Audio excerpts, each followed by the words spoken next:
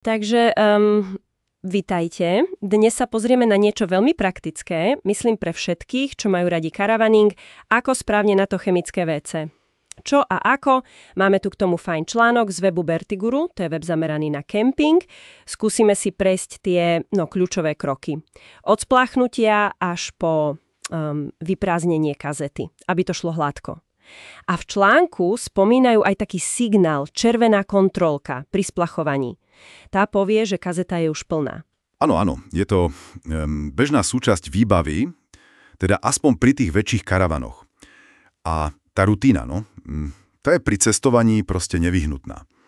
Ale fakt to nie je nič zložité, ak človek vie, ako na to. Dobre, tak poďme na to používanie. Je to vlastne dosť podobné ako WC doma však? V zásade áno, ale je tam jeden kľúčový rozdiel. Tá páčka? Pod misou? Presne tá. Tou sa otvára a zatvára taký uzáver. Priamo do tej odpadovej kazety. Takže postup je asi otvoriť poklop, potom tú páčku posunúť nabok, tým sa otvorí. Áno, otvorí sa ten spodný uzáver. Potom klasicky použiť WC, stlačiť tlačidlo splachovania a potom, a to je naozaj dôležité, tú plačku zase vrátiť späť. Zatvoriť ten uzáver. Jasne. Po každom použití zavrieť. Presne. A článok tam má aj takú poznámku, že na čistenie misy neodporúčajú kefu.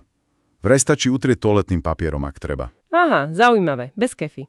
A to zatváranie uzáveru, to je fakt kľúčové. Hlavne kvôli zápachu.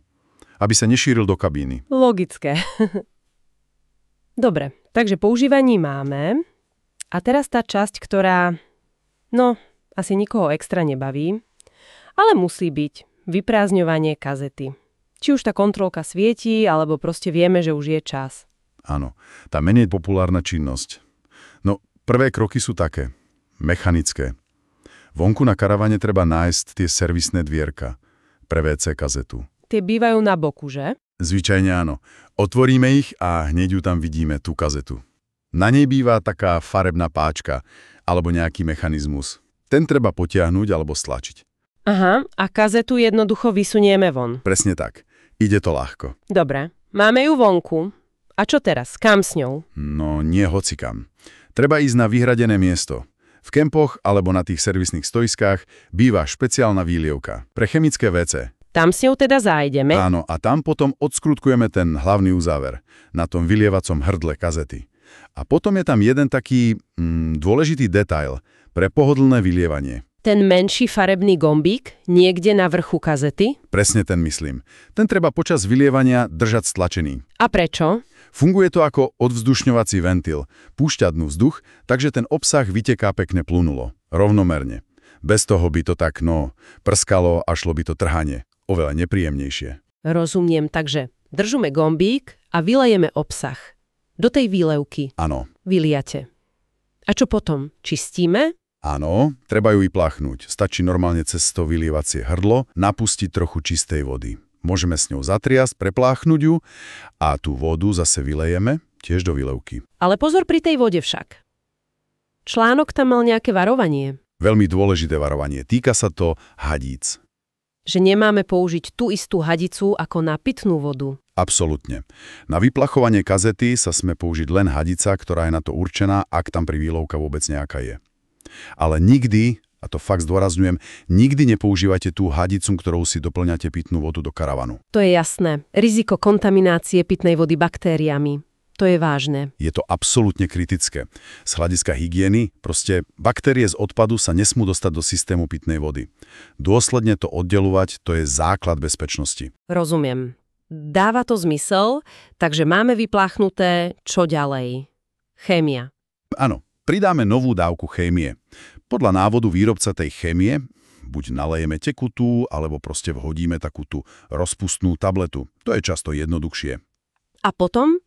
Potom už len poriadne zaskrutkovať ten uzáver vylievacieho hrdla a celú kazetu zasunieme späť do karavanu. Mala by tam tak cvaknúť, keď zapadne na miesto. A je to.